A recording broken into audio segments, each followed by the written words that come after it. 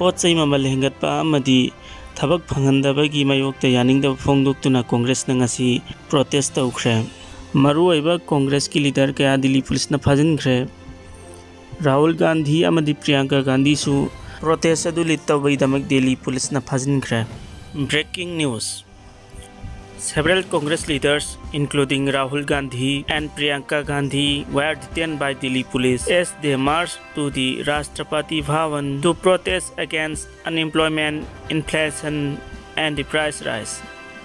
Other leaders, including Harish Rawat, P. Sitambaram, Dipender Huda, among others. Gandhi earlier slammed the Bharatiya Janata Party and the central government over the nationwide protests organized by the party over the issues. Addressing to the media, Gandhi said that there is an onset of dictatorship in India and that the RSS is now controlling all independent institutions. Meanwhile, several party workers were also detained amid demonstration as Section 144 was imposed in the whole of New Delhi on Friday morning.